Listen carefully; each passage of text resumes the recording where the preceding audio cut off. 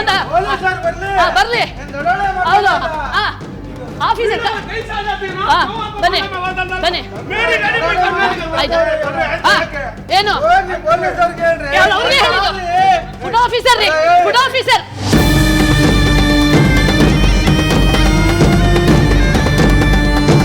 ಒಂದು ಸಣ್ಣ ಕಿಡಿ ಇಡೀ ಊರನ್ನೂರೇ ಬ್ಲಾಸ್ಟ್ ಮಾಡುವಂತ ಪ್ರಮೇಯ ನಡೆಯುತ್ತೆ. ಆದ್ರೆ ಮಾಡುವಂತ ಅಕ್ರಮನ ಯಾರು ಪ್ರಶ್ನಿಸಬಾರ್ದಂತೆ.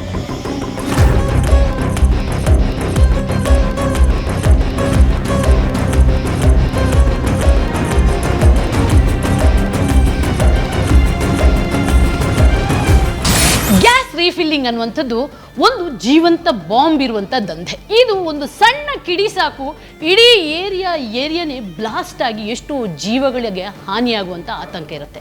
ಅಂಥ ಒಂದು ದಂಧೆ ಈ ತುಮಕೂರು ಜಿಲ್ಲೆಯಲ್ಲಿ ಅವ್ಯಾಹತವಾಗಿ ನಡೀತಾ ಇದೆ. ಪದೇ ಪದೇ ನಾವೇ ವಿಜಯ್ ಟೈಮ್ಸ್ ಇದು 3ನೇ ಬಾರಿ ರೇಡ್ ಮಾಡ್ತಾ ಇರೋದು. ಆದರೂ ಕೂಡ ಮತ್ತೆ ಮತ್ತೆ ಮತ್ತೆ ಮತ್ತೆ ತಮ್ಮ ಪ್ರಾಣಕ್ಕೂ ಕುತ್ತು ತಂದು ಬೇರೆಯವರ ಪ್ರಾಣಕ್ಕೂ ಕುತ್ತು ತಂದು ಅದು ಯಾವ ರೀತಿ ಈ ದಂಧೆನ ನಡೆಸ್ತಾರೆ ಅನ್ನೋದರ ವಿಸ್ತೃತ ವಿವರ ಕೊಡ್ತೀನಿ ಇವತ್ತಿನ ಕವರ್ ಸ್ಟೋರಿಯಲ್ಲಿ. ನಾನು ವಿಜಯಲಕ್ಷ್ಮಿ ಶಿವರವರು.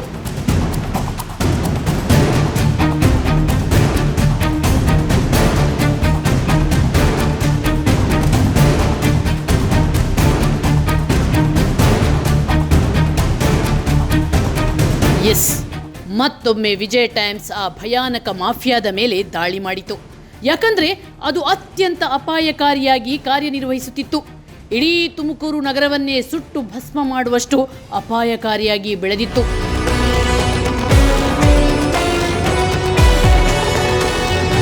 ಆ ಮಾಫಿಯಾವನ್ನು ಎದುರಿಸುವ ಶಕ್ತಿಯನ್ನು ಜಿಲ್ಲಾಡಳಿತವೇ ಕಳೆದುಕೊಂಡಿತ್ತು. ಪೊಲೀಸರ ಮೂಗಿನಡಿಯಲ್ಲೇ ಗ್ಯಾಸ್ ಫಿಲ್ಲಿಂಗ್ ದಂಧೆ ನಡೆಯುತ್ತಿದ್ರು, ಯಾವ ಕ್ರಮವನ್ನೂ ಕೈಗೊಳ್ಳದೆ ಕೈಕಟ್ಟಿಕೊಳ್ತಿದ್ರು. ತುಮಕೂರಿನ ಜನರ ಪಾಲಿನ ಭಸ್ಮಾಸುರನಾಗಿದ್ದ ಈ ಮಾಫಿಯಾಕ್ಕೆ ಬ್ರೇಕ್ ಹಾಕಲೇಬೇಕೆಂದು ನಿರ್ಧರಿಸಿದ ವಿಜಯ್ ಟೈಮ್ಸ್ ತಂಡ ಪ್ರಾಣದ ಹಂಗು ತೊರೆದು ಮಾಫಿಯಾದೊಳಗೆ ನುಗ್ಗಿಯೇ ಬಿಡ್ತು.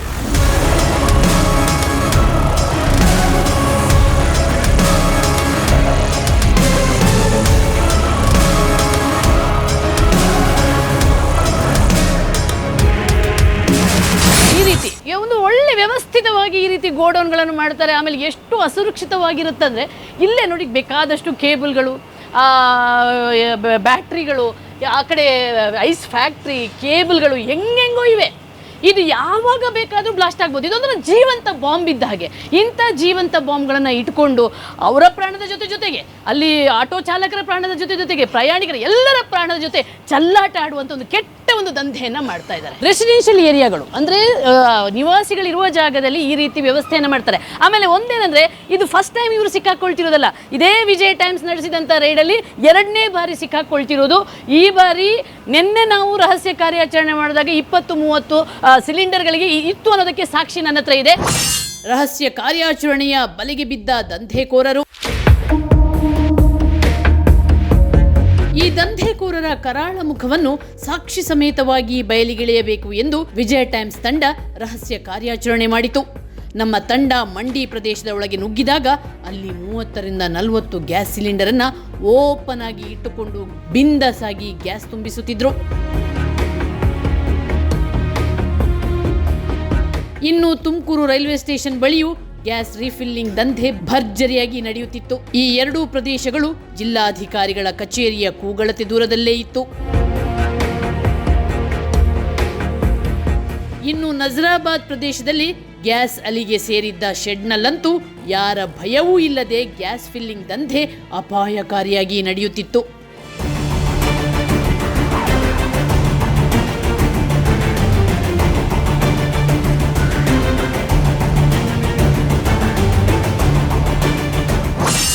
ದಾಳಿಗೆ ವಿಜಯ್ ಟೈಮ್ಸ್ ನಿರ್ಧಾರ. ಇಷ್ಟೊಂದು ಭಯಾನಕವಾಗಿ ಜನರ ಪ್ರಾಣಕ್ಕೆ ಕೂತು ತರುವ ರೀತಿಯಲ್ಲಿ ನಡೆಯುತ್ತಿದ್ದ ಗ್ಯಾಸ್ ಬಾಂಬ್ ದಂಧೆಯ ವಿರುದ್ಧ ಸಮರ ಸಾರಲು ವಿಜಯ್ ಟೈಮ್ಸ್ ನಿರ್ಧರಿಸಿತು. ಅದಕ್ಕಾಗಿ ತುಮಕೂರಿನ ಆಹಾರ ನಾಗರಿಕ ಪೂರೈಕೆ ಮತ್ತು ಸರಬರಾಜು ಇಲಾಖೆಯ ಅಧಿಕಾರಿಗಳಿಗೆ ಮಾಹಿತಿ ನೀಡಿದೆವು. ನಮ್ಮ ದೂರಿಗೆ ತಕ್ಷಣ ಸ್ಪಂದಿಸಿದ ಆಹಾರ ನಾಗರಿಕ ಪೂರೈಕೆ ಮತ್ತು ಸರಬರಾಜು ಇಲಾಖೆಯ ಆಹಾರ ನಿರೀಕ್ಷಕರಾದ ಚೈತ್ರ ಹಾಗೂ ಚೆನ್ನಿಗರಾಯ ಇವರು ಒಂದು ತಂಡ ರಚಿಸಿ ದಾಳಿಗೆ ಸಿದ್ಧರಾದರು. ಮೊದಲಿಗೆ ನಾವು ಮಂಡಿ ಪ್ರದೇಶದಲ್ಲಿದ್ದ ಗ್ಯಾಸ್ ಫಿಲ್ಲಿಂಗ್ ಅಡ್ಡದೊಳಗೆ ನುಗ್ಗಿದೆವು.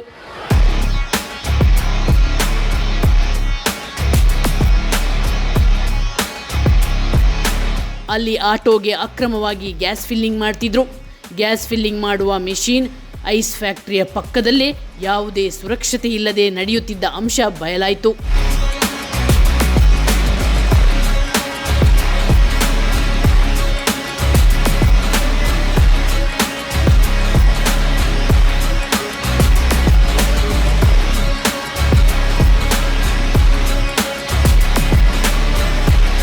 ಸಿಲಿಂಡ್ರಲ್ಲಿ ಇಟ್ಟಿರ್ತೀರಾ?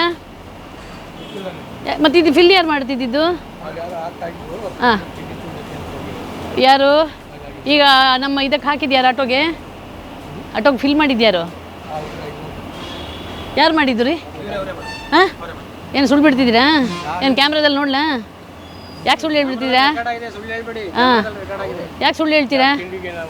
ಅಲ್ಲಿ ಸುಳ್ಳು ಯಾಕೆ ಬಿಡ್ತೀರಾ? ಫಿಲ್ ಯಾರು ಮಾಡಿದ್ದು? ಆಟೋಗೆ ಫಿಲ್ ಮಾಡಿದ್ಯಾರು? ಇಷ್ಟು ವಯಸ್ಸಾದ್ಮೇಲೆ ಸುಳ್ಳು ಹೇಳಕ್ಕೆ ಹೋಗ್ಬೇಡಿ. ಅದು ರಂಜಾನಲ್ಲಿ ಇರ್ತೀರಾ? ಹಾಂ, ಸುಳ್ಳು ಹೇಳಕ್ಕೆ ಹೋಗ್ಬೇಡಿ. ದೊಡ್ಡವನು ಮೆಚ್ಚಲ್ಲ, ಆಯಿತಾ? ನೀವೇ ಫಿಲ್ ಮಾಡ್ತಿರೋದಲ್ವಾ? ಹಾಂ, ಮತ್ತೆ ಸುಳ್ಳೇನ ಕೇಳ್ತೀರಾ?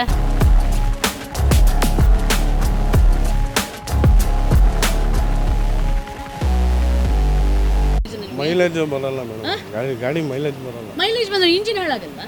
ಇಂಜಿನ್ ಮಾಡಿಸ್ಕೋಬೋದು, ಮೈಲೇಜ್ ಬರಲ್ಲ. ಬಟ್ ಇದು ಅಕ್ರಮ ಅಂತ ನಿಮ್ಗೆ ಗೊತ್ತಿದೆಯಲ್ವಾ? ಗೊತ್ತು ಮೇಡಮ್. ಮತ್ತೆ ಮೈಲೇಜ್ ಈಗ ಏನಾದರೂ ಹೆಚ್ಚು ಕಡಿಮೆ ಆಯಿತು, ಸ್ಪೋರ್ಟ್ ಆಯಿತು, ಏನು ಮಾಡ್ತೀರಾ? ಎಷ್ಟಾಯಿತು ಆಕ್ಸಿಡೆಂಟ್ಗಳು? ಒಂದೆರಡು ಆಕ್ಸಿಡೆಂಟ್ಗಳಿಗೆ ನಿಮ್ಗೆ ಗೊತ್ತು ತಾನೆ? ಮತ್ತೆ ಯಾಕೆ ನೀವು ಆ ಪ್ರಯಾಣಿಕರ ಪ್ರಾಣ ಜೊತೆ ಯಾಕೆ ಚೆಲ್ಲಾಟ ಆಡ್ತೀರಾ? ಇನ್ಮೇಲೆ ತುಂಬಿಸಲ್ಲ ಬಿಡಿ.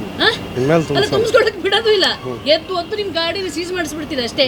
ಇನ್ಮೇಲೆ ತುಂಬಿಸಲ್ಲ ಸರ್. ಇದು ಈ ರೀತಿ ಮಾಡೋದು ಅಪರಾಧ ಅಲ್ಲ ಸರ್? ಅಪರಾಧ ಓಕೆ. ಇದು ಯಾಕಂದ್ರೆ ಇದು ನಾವು ಸೇಫ್ಟಿಯಲ್ಲಿ ಇಟ್ಟಿರ್ತೀವಿ. ಎಲ್ಲಿ ಗೋಡನಲ್ಲೆಲ್ಲ 7 ಫೀಟ್ ಡಿಸ್ಟೆನ್ಸ್ ಇಟ್ಬಿಟ್ಟು ಸ್ಟಾಕ್ ಮಾಡಿರ್ತೀವಿ. ಬ್ಲಾಸ್ಟ್ ಆದರೆ 7 ಫೀಟ್ ಒಳಗಡೆ ಆಗುತ್ತದು. ಸೊ ಇಲ್ಲಾದ್ರೆ ಇಲ್ಲಿ ಹತ್ರನೇ ಇರ್ತಾರೆ, ಎಷ್ಟೋ ಪ್ರಾಣಗಳು ಹೋಗ್ತವೆ. This is dangerous. ಖಂಡಿತ ಸರ್. ಈಗ ಆಮೇಲೆ ಇವ್ರು ನೋಡಿ, ಇಲ್ಲಿ ಮೆಷಿನ್ಸ್ಗಳೆಲ್ಲ ಹಿಂದ್ಗಡೆ ಬೇರೆ ಬೇರೆ ಕೆಲಸಗಳನ್ನ ಮಾಡ್ತಾ ಇದ್ದಾರೆ. ಕಿಡಿಗಳು, ಐಸ್ ಫ್ಯಾಕ್ಟ್ರಿಗಳೆಲ್ಲ ಇದ್ದಾವೆ. ಇದು ಏನು ಸಂದೇಶ ಕೊಡೋಕೆ ಇಷ್ಟಪಡ್ತೀರಿ ಸರ್? ಈ ಥರ ಇಲ್ಲಿಗಲ್ ನಡಿಬಾರ್ದು ಮೇಡಮ್, ಯಾವುದೇ ಕಾರಣಕ್ಕೂ ನಡಿಬಾರ್ದು. ಇದು ಯಾವ ಸಂದರ್ಭದಲ್ಲಿ ಯಾವ ಥರ ಆಗುತ್ತೆ ಅಂತ ನಮಗೂ ಕೂಡ ಗೊತ್ತಿಲ್ಲ. ಅದರಿಂದ ಈ ಥರ ನಡಿಬಾರ್ದು. ಇದಕ್ಕೆ ನಾವು ಯಾವುದೇ ಕಾರಣಕ್ಕೂ ಸಪೋರ್ಟ್ ಮಾಡಲ್ಲ. ನಾವು ಅದಕ್ಕೋಸ್ಕರನೇ ತಮ್ಮ ಜೊತೆ ನಾವು ಸಹಕರಿಸ್ತೀವಿ. Okay madam. ಆಮೇಲೆ ಆಟೋ ಚಾಲಕರಿಗೆ ನಾವು ಒಂದು ಸಂದೇಶ ಕೊಡಲೇಬೇಕಾಗುತ್ತೆ. ಈಗ ಅವ್ರು ಸಪೋರ್ಟ್ ಮಾಡೋದ್ರಿಂದ ಇವ್ರು ತುಂಬಿಸ್ತಾರೆ.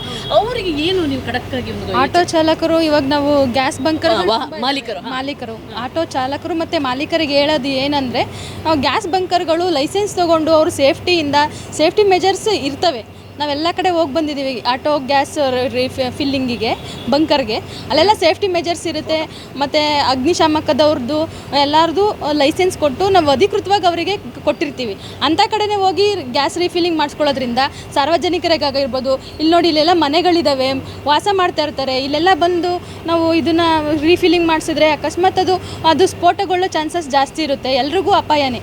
ಹಂಗಾಗಿ ಅವರು ಅಧಿಕೃತವಾಗಿರುವಂಥ ಗ್ಯಾಸ್ ಬಂಕರ್ಗಳಲ್ಲೇ ರೀಫಿಲ್ಲಿಂಗ್ ಮಾಡಿಸ್ಕೋಬೇಕು ಅಂತ ನಾವು ಹೇಳ್ತೀವಿ. ನಜರಾಬಾದ್ನಲ್ಲಿ ಭಯಾನಕತೆ ಬಯಲು. ಆ ಬಳಿಕ ನಾವು ನುಗ್ಗಿದ್ದೆ ನಜರಾಬಾದ್ ಗ್ಯಾಸ್ ಫಿಲ್ಲಿಂಗ್ ಅಡ್ಡದೊಳಗೆ. ಅಲ್ಲಿ ನಡೆಯುತ್ತಿದ್ದ ಗ್ಯಾಸ್ ದಂಧೆಯ ಕರಾಳತೆ ಕಂಡು ಅಧಿಕಾರಿಗಳೇ ಬೆಚ್ಚಿ ಬಿದ್ರು.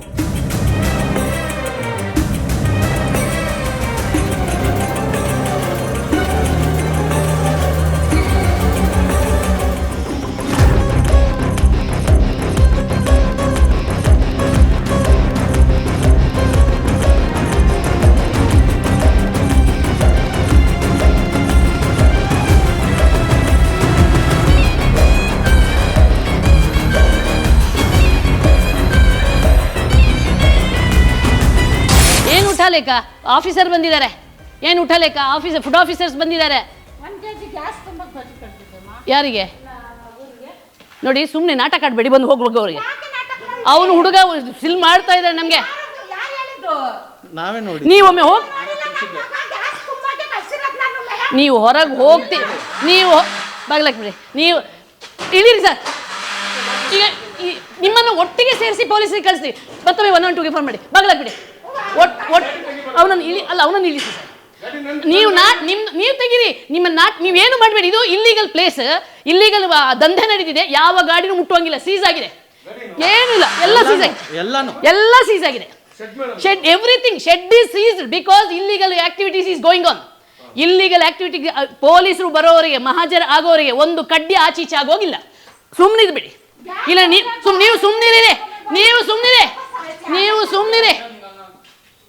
ಸುಮ್ಮನೆ ನಾಟಕ ಆಡಿದ್ರೆ ಅಷ್ಟೇ. ಹಾ, ನಿಮ್ಮ ನಾಟಕಗಳನ್ನ ನೋಡಿದೀವಿ. ಏನು ಬೇಡ, ಪೊಲೀಸರು ಬರಲಿ, ಸುಮ್ಮನೆ ನಿಮ್ಮ ಮಗು ಏನು ಮಾಡ್ತಿದೆ ಅಂದರೆ ನನ್ನ ಹತ್ರ ಪ್ರೂಫ್ ಇದೆ ಆಯ್ತಾ. ಅಲ್ಲಿ ಫಿಲ್ ಮಾಡ್ತಿದ್ದಕ್ಕೆ ನಮ್ಮ ಹತ್ರನೇ ಪ್ರೂಫ್ ಇದೆ. ನೀವು ನಾಟಕ ಆಡಬೇಡಿ. ಪೊಲೀಸ್ ಬರಲಿ, ಆಯ್ತು. ನೀನು ಪೊಲೀಸ್ ಸ್ಟೇಷನಲ್ಲಿ ಹೇಳು ಎಲ್ಲ, ಆಯ್ತಾ? ಹಾಂ, ಏನು ಬೇಡ, ನೋ ನಥಿಂಗ್. ಬೀಗಾಕ್ಬಿಡಿ, ಪೊಲೀಸ್ ಕಳಿಸಿ. ಪೊಲೀಸರು ಬರಲಿ, ಆಮೇಲೆ ನೋಡ್ಕೊಳ್ಳಿ. ಹಾಂ, ಕೂತ್ಕೊಳ್ಳಿ. ಹಾಂ, ಆಯ್ತು. ಅಲ್ಲ, ನೀವು ಹೇಳಿದ ಆರಾಮ್ಸೆ ಕೂತ್ಕೊಳ್ಳಿ. ಏನು ಟೆನ್ಷನ್ ಮಾಡಕ್ಕೆ ಹೋಗ್ಬೇಡಿ. ಪೊಲೀಸರು ಬರಲಿ, ನಿಮ್ದು ಏನಿದೆ ಅಲ್ಲಿ ಕೋರ್ಟಲ್ಲಿ ಹೇಳಿ.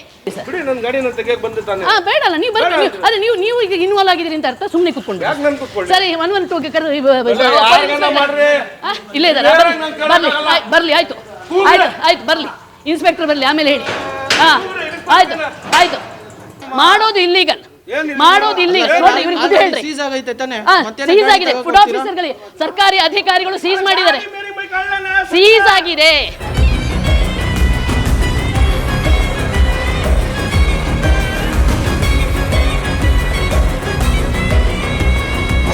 ಪೊಲೀಸರಿಗೂ ಕ್ಯಾರೆನ್ನೆದ ದಂಧೆಕೋರರು.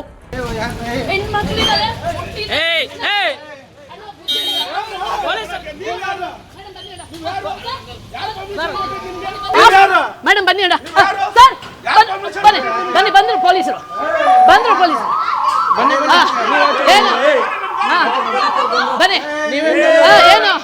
ಏನು ಬನ್ನಿ.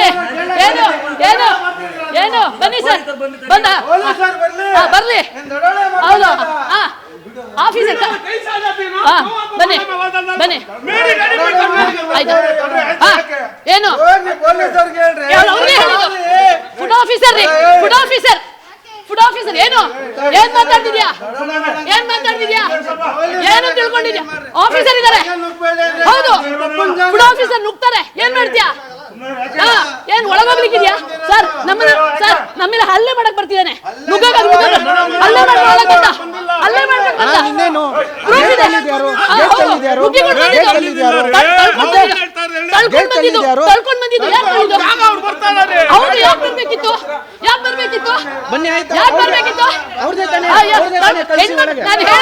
ಹೆಣ್ಮಕ್ಳನ್ನ ಮುಟ್ಟಬೇಡಿ ಅಂದೆ, ಆದ್ರೂ ತಳ್ಕೊಂಡ್ ಬಂದ. ನಾವು ಪ್ರಶ್ನವರು ಮತ್ತೆ ಓನರಂತೆ ಹಾಕಿ ಸರ್ ಒಳಗೆ ಜೀಪಲ್ಲಿ. ಗೊತ್ತಾಗುತ್ತೆ, ಹಾಕೊಳ್ಳಿ ಸರ್. ಅವನನ್ನ ಭಾರಿ ಮಾತಾಡ್ತಿದ್ದಾನೆ. ಅವನನ್ನ ಯಾರು ಕೇಳೋರಿಲ್ಲಂತೆ. ಏನ್ ಕಿಂಗ್ ಅಂತೆ. ಇವನು ಅಷ್ಟೇ ಸರ್. ಇವನು ಬಂದು ಇಲ್ಲಿ ಆಟೋ ತಗೊಳಕ್ ಹೋಗ್ಬೋದು. ನೋಡಿ, ನಾನು ಇದೀನಿ ಪ್ರೂಫ್ ಸರ್. ಇವ್ನು ನೋಡಿ, ಇವನನ್ನ ಹಿಡ್ಕೊಳ್ಳಿ ಸರ್. ಹಾ, ಹಿಡ್ಕೊಳ್ಳಿ, ಹಾಕಿ ಜೀಪ್ ಒಳಗೆ.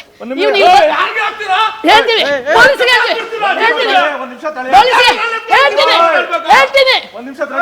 ಹೇಳ್ತೀನಿ.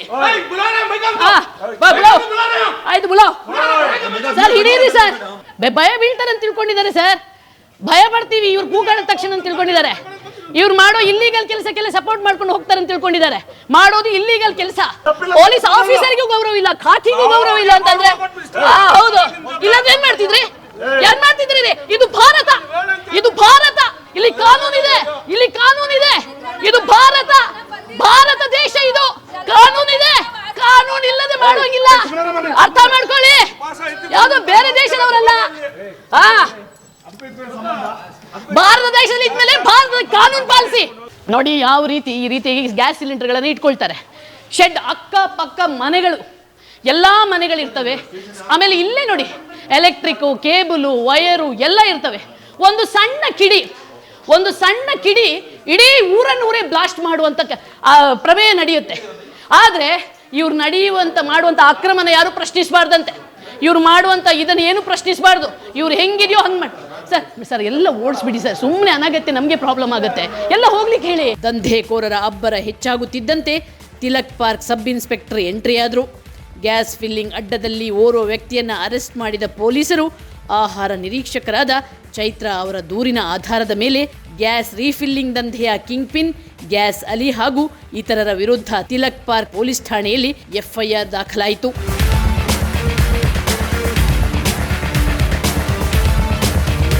ಈ ಡೊಮೆಸ್ಟಿಕ್ ಸಿಲಿಂಡರ್ಗಳನ್ನು ಆಟೋಗಳಿಗೆ ಫಿಲ್ ಮಾಡ್ಕೊಳ್ಳುವಂಥದ್ದು ಇವರೊಂದು ದಂಧೆ. ಇದು ಏನಾಗ್ಬಿಡುತ್ತೆ ನೋಡಿ, ಆ ಗ್ಯಾಸ್ ಫಿಲ್ಲಿಂಗ್ ಮಾಡೋಕ್ಕೆ ಬಂಕ್ಗಳಿಲ್ಲ, ಅಲ್ಲಿ ರೇಟ್ ಕಡಿಮೆ ಇದೆ, ಹೆಚ್ಚಿದೆ ಅಂತಂದರೆ ಒಪ್ಕೋಣ. ಆದರೆ ಬರೀ ಮೈಲೇಜಿಗೋಸ್ಕರ ಇವ್ರು ಏನು ಮಾಡ್ತಾರೆ, ನಿಜವಾಗ್ಲೂ ಅಡುಗೆಗೆ ಬಳಸಬೇಕಾದಂಥ ಗ್ಯಾಸನ್ನು ಕಮರ್ಷಿಯಲ್ ಆಗಿ ರನ್ ಆಗುವಂಥ ಆಟೋಗಳಿಗೆ ಫಿಲ್ ಮಾಡ್ತಾರೆ. 100 ರೂಪಾಯಿ, 110 ರೂಪಾಯಿ, 120 ರೂಪಾಯಿ ಕೆಜಿಗೆ ಇವರು ಇದನ್ನು ಮಾರ್ತಾ ಇದ್ದಾರೆ. ಇದರಿಂದಾಗಿ ಏನಾಗ್ಬಿಡುತ್ತೆ, ಒಂದು ಅಪಾಯ, ಇನ್ನೊಂದು ಇವರು ಮಾಡ್ತಿರುವಂಥ ಇದರಿಂದ ಕೊರತೆಗಳು ಪ್ರಾರಂಭ ಆಗುತ್ತೆ. ಇವರು ಹಣ ಮಾಡೋಕ್ಕೋಸ್ಕರ ಬೇರೆಯವರ ಪ್ರಾಣವನ್ನು ಕುತ್ತು ತಂದು ಈ ರೀತಿಯ ದಂಧೆ ಮಾಡ್ತಾರೆ. ನೋಡಿ, ಇದು ಒಂದು ಎಲ್ಲೋ ಗಾಳಿ ಹೋಗೋಕ್ಕೆ ಜಾಗ ಇರಲ್ಲ, ಗಾಳಿ ಆಡಲ್ಲ. ಆಮೇಲೆ ನೋಡಿ, ಇಲ್ಲೇ ನೋಡಿ ಎಷ್ಟು ಕೇಬಲ್ಗಳು, ಒಂದು ಸ್ವಿಚ್ಚು ಈಗಲೂ ಸ್ಮೆಲ್ ಬರ್ತಾ ಇದೆ. ಒಂದು ಸ್ವಿಚ್, ಒಂದು ಕಿಡಿ ಚಿಕ್ಕದಾಗಿ ಬ್ಲಾಸ್ಟ್ ಆದರೆ ಸಾಕು, ಅತ್ಯಂತ ದೊಡ್ಡ ಅನಾಹುತ ಆಗುತ್ತೆ. ಇವತ್ತು ತುಮಕೂರು ನಗರ ಆಹಾರ ನಿರೀಕ್ಷಕರ ಜೊತೆ ನಾವು ಬಂದು ವಿಜಯ ಟೈಮ್ಸ್ ರೇಡ್ ಮಾಡಿದಾಗ ಇಷ್ಟು ಸಿಲಿಂಡರ್ಗಳು ಸಿಕ್ಕಿದವೆ.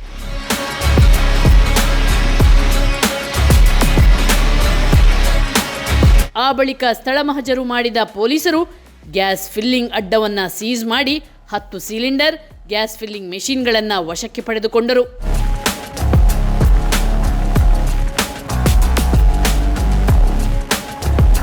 ಹೀಗೆ ತುಮಕೂರು ಗ್ಯಾಸ್ ಫಿಲ್ಲಿಂಗ್ ಮಾಫಿಯಾದ ಅಟ್ಟಹಾಸಕ್ಕೆ ಮತ್ತೊಮ್ಮೆ ಬ್ರೇಕ್ ಬಿತ್ತು. ಇನ್ನು ತಿಲಕ್ ಪಾರ್ಕ್ ಪೊಲೀಸರು ಈ ಪ್ರಕರಣದ ತನಿಖೆಯನ್ನು ಎಷ್ಟು ಪ್ರಾಮಾಣಿಕವಾಗಿ ನಡೆಸ್ತಾರೆ ಅನ್ನೋದನ್ನು ಕಾದು ನೋಡಬೇಕು.